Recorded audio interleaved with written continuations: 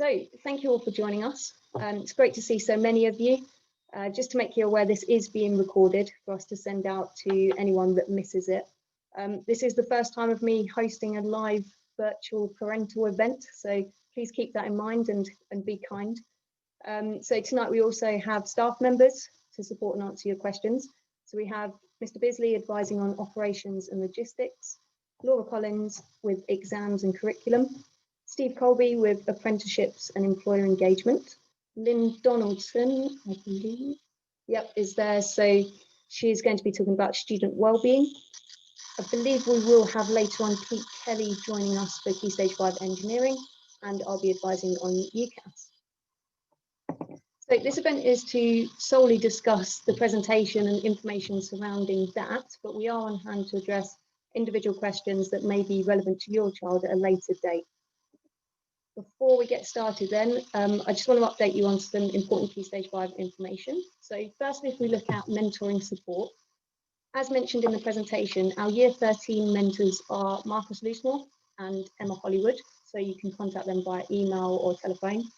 Mentoring takes place from 9 until 9:30 each morning, and Year 13 have priority of computer rooms 4 out of 5 days in the week currently. So they can use those, but on a Friday we have an assembly each week. So in the computer rooms, students will be supported with personal statements, UCAS applications, apprenticeship applications and guidance. Students can also use this time to complete their independent study or MOOCs or silent reading. In response to the COVID situation, you're probably aware, sorry, I had to say it, we lasted about 4 minutes. So you're probably aware that we've moved to a block timetable.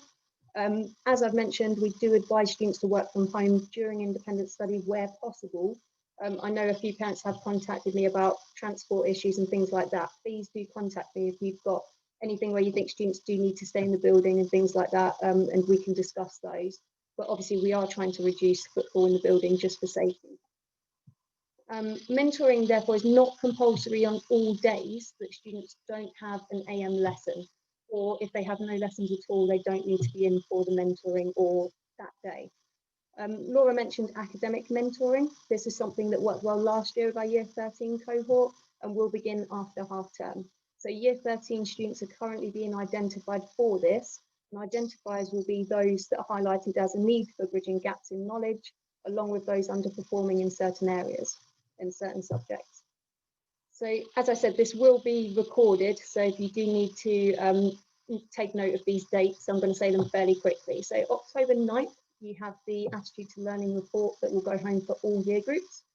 October 19th, we have a 90-minute extended mentor time.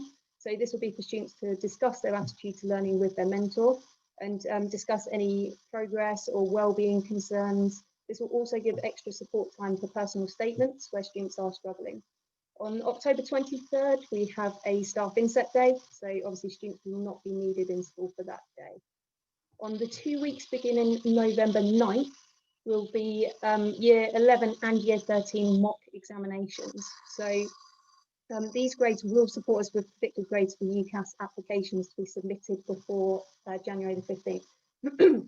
I'm going to cough, I'm going to talk a lot with the taboo in the room. So December 11th, a full report will go home.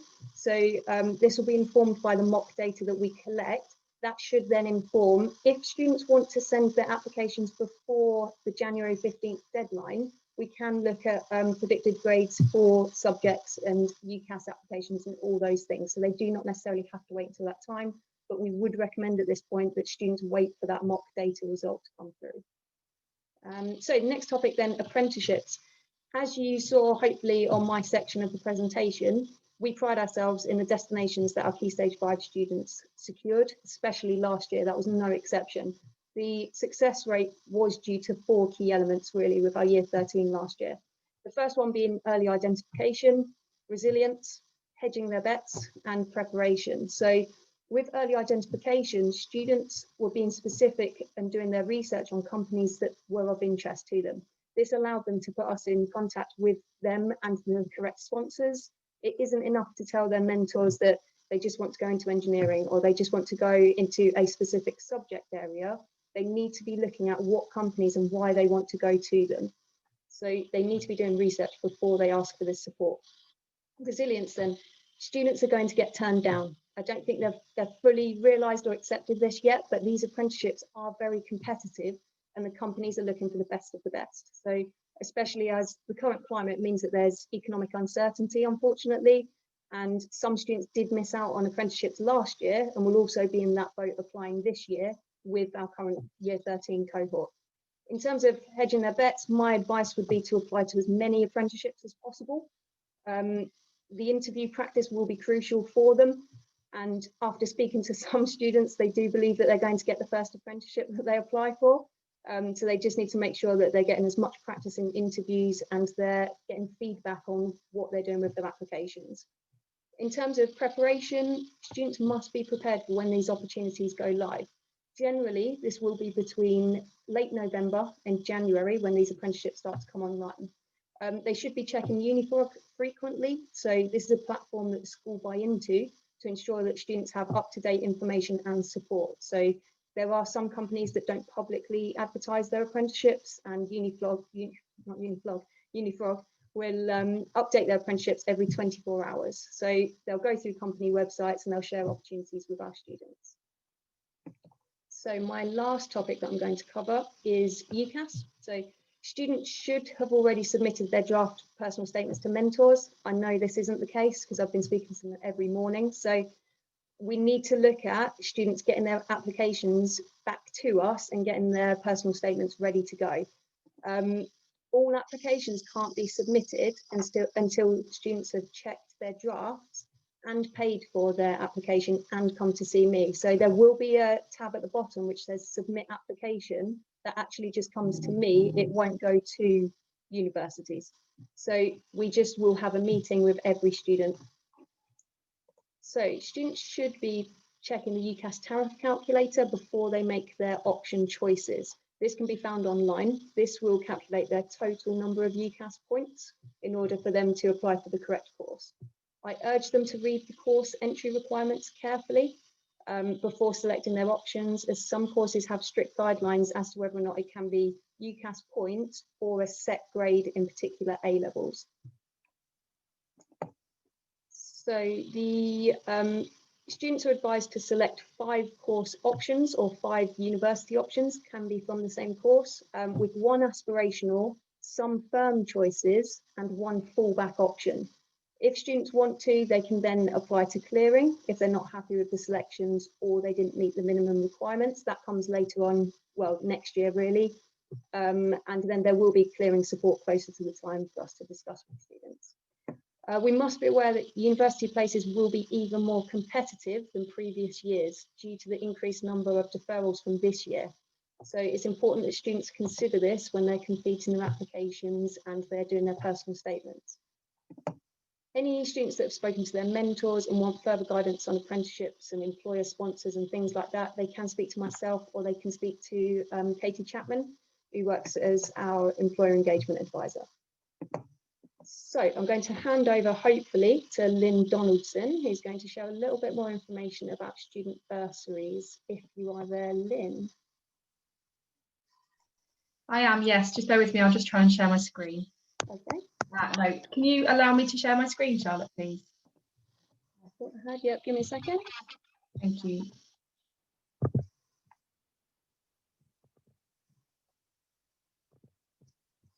Should now be able to do that. That's brilliant. Thank you. So everybody, you should be able to see this slide in front of you. There we go. So I'm just giving you a little bit of an update on top of the information that was in the presentation. Something that's more relevant for this year group, just to make you aware that it does exist. So there are 2 16 to 19-year-old bursaries available for students in Year 12 and Year 13. And the one that is most likely to be relevant is the 16 to 19 discretionary bursary. So this fund is designed to meet the needs of the students who maybe there's not so much money on at home at the moment, maybe there's been a change of circumstances. I know a lot of people are sort of struggling at the moment with redundancies happening across the surrounding area. So this is a vulnerable group bursary, but the discretionary bursary is one where we can put some money towards students to help them with the cost of their education. So that might be smart business wear, transport, any equipment they need to thrive in their education. This is about trying to even out the cost associated with education. If there's something that they can't quite afford, but that would make a difference to their education, this is where we can support. If that's of any interest to anyone, if you think that you might well be somebody who could apply for that, I'd encourage you please to email bursary@gputc.com, and the full information will be sent to you.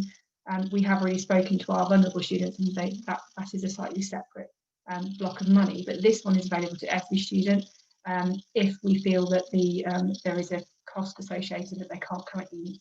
So please do email Bursary with any questions or any if you'd like an application form, and we will try and support that way. As ever, please have a look at the student welfare slides that we're sent through, and if there's anything we can do to help, please be in contact. This is a stressful time for students, so if we can support, then please do let us know. That's it from me.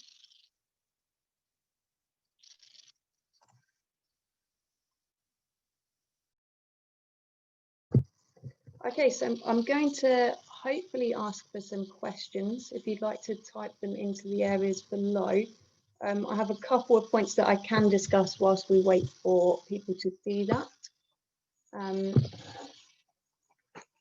So we had questions and thoughts on student finance. So where you actually find out about student finance, the government website, if you type in their student finance, it will tell you about course start dates and when you should be applying for that finance. You can look at things that are means tested, you can look at specific dates. You don't need to have a confirmed place to actually apply for student funding. I think that's a common misconception. So if you want to start having a look at that and working out how much money you are entitled to and sort of payback rates and things like that, then you can look on the student finance website. Also, there was something on revision sessions, which I'm hopefully, if Laura is there, I'm going to pass over to Laura for our year 13 revision sessions. Hi, evening everyone. Yeah, we've got plans in place. We've just appointed a year 13 academic mentor who's just starting to look at the provision that we're going to put on. Traditionally, we've always ran holiday sessions, especially building up towards the examination period, and it will be no different this year. Whether it will be face-to-face or it will be online during the breaks, we can't say right at this moment, but the comprehensive revision schedule and intervention plans, bridging plans will be out to everyone after half term. Thank you very much. If I have a look then just on the question to Phil Callow. So in terms of the choices for UCAS, you just have to select your 5 for now. So once you've selected those 5, the universities will come back to you to either say, yes, we're going to give you offer. So it might be a conditional offer. So it's likely to be that. So based on the, based on the grades that you get would be whether or not you will achieve that place at uni. You have probably heard of unconditional offers. These are less likely dependent on university, and they will come through, and then students will pick what their firm option is. So you will pick one firm option and then you'll pick your insurance option. You will only be allowed to select those. Usually, it depends when they come through. They usually come through at around sort of February time. You could get some come through straight away, maybe a week after you've sent through your application. So what will happen is you select where you want to place them and which one you want to be your firm and your insurance, and then you can look at it that way. Ultimately, everything should go through UCAS. A couple of years ago, that actually didn't work out that way. So universities started emailing students individually to try and look at different offers and trying to entice students in with unconditional offers and things like that. If that does happen, students need to come and speak to me so that we can advise them a little bit before they just make that split-second decision, because they're quite sneaky with how they try to do it. Obviously, it is a business and universities are going to stand to get a lot of money. So yeah, realistically, the earlier we can send the application, the better, because we're in a position where students know that the universities have their offers and they know better what their numbers are looking like. But with that in mind, there's no point in sending them too soon, because this is a bit of a strange year for everybody, and we're not going to be sure on mock data and where students currently are due to the gaps that we may have in learning since students have been not in school.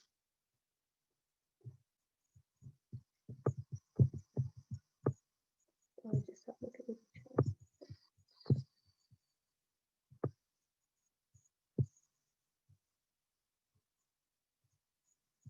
So in terms of the options for students if they don't get the grades, looking at it, there's a few options really. They can look at clearing is their first option. So on the results day, students can come in and they would already have had a presentation from myself telling them they need to find their UCAS number.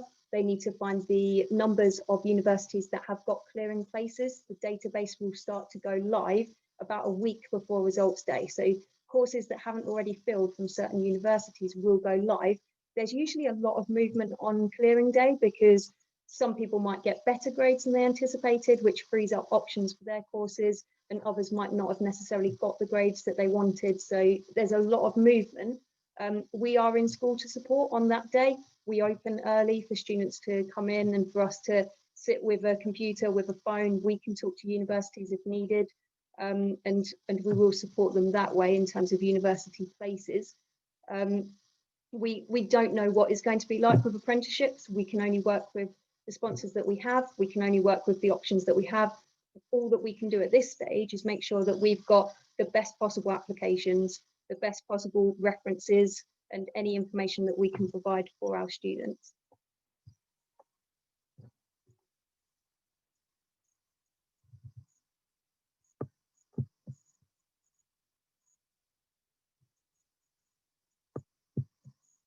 So ARU, so Anglian Ruskin, we do have somebody on our board of governors that works with Anglian Ruskin University, so we are in contact with them. Dependent on courses and what sort of subject students are looking to do, then obviously we are in talks with Anglian Ruskin. We're trying to arrange for to have communication between them and have days where people are going to work with us. But obviously at the minute, a lot of this is being done virtually. So that's what we're going to look for. Steve, have you got something that you want to add in there? Yeah, hi. Just want to make sure my speaker is working. Can everyone hear me okay? Yeah, great. If you hear some weird noises in the background, that is my 6-year-old playing on Fortnite. So I apologise profusely. I just want to sort of add to that. Anglia Ruskin University obviously are linked to us as a sponsor, so if there's any details that we can add, they will of course support us there. But also with apprenticeships and things like that, the market at the moment, the way that apprenticeships are working, is it's really changing dynamically really quickly. So what we would always advise to people is keep an eye on that market and see what's going on. If anybody has any questions, please do feel free to come and see Charlotte or myself and we'll have a look at this. It's changing really rapidly and really quickly. I used to work with BAE Systems who ran a massive apprenticeship scheme around about aerospace engineering, but also project management, a number of things like that. And they're all changing ever so quickly. So what I would say is if somebody is looking at sort of an apprenticeship or thinking maybe that those sort of their skills and knowledge behaviours may not sort of suit that or what they've done, or if they've not been successful, please do contact either Charlotte or myself and we'll have a look at what we've got going on. The dynamic is changing ever so quickly recently. So please do come and talk to us. That's what we're here for. And we'll try and support through the UTC's routes with our sponsors, especially whether we can sort of support with applications, the different sort of tests, the way that apprenticeships run their sort of knowledge and skills and behaviour centres, and we can try and help and support that. With Anglia Ruskin University, Anglia Ruskin have been absolutely fantastic, and we're talking to those. But also, there's a number of other universities that talk to us as a UTC, so they know that the sort of what our students can offer is very different to another's. They've experienced a curriculum of engineering and STEM bias, maybe from year 10 or even from sixth form onwards. So it's really, really important to talk to us there, and we can really support these applications. Thanks, Charlotte. Thanks. Dave, if I just head to you then for Gordon's question. Yeah, Steve and Charlotte, if you can just mute your mics just so we don't get the feedback. Brilliant. Yeah, I can answer Gordon's question and also add a bit of context to Miss Chowdhury's as well. What two things we know from universities, and Charlotte's already kind of hinted there with them being businesses, they are looking at increased numbers for next year. So what online learning does mean is we have words that some universities are looking at online only courses for a period of time. What we also know is that they've been hit really hard this year with foreign students coming in. Again, because of the travel restrictions, there's been a significant reduction in students from overseas studying at UK universities. So that has actually left you know, a little bit of a vacancy in spaces. So some universities have dropped their grades expected.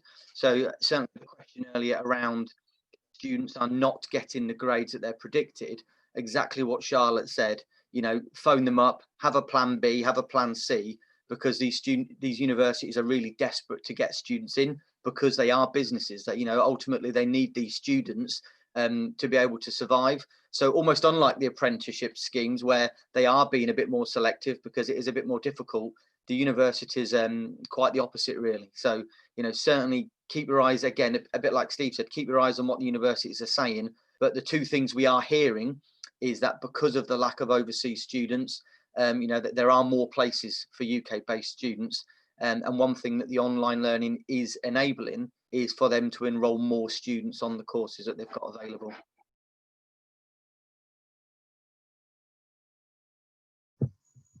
Thank you.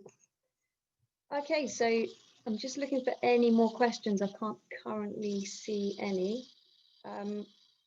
Hopefully that has answered everything that everybody has, and the information that we've given and the presentation. If you do think of any more questions, then in the email that I sent out, you do have the support to Key Stage 5 email address or the SLT link address, so you can send any questions that way and we'll be able to answer them and direct them to the relevant person for you. But yeah, if not, thank you very much for listening and taking part, and we will speak to you soon.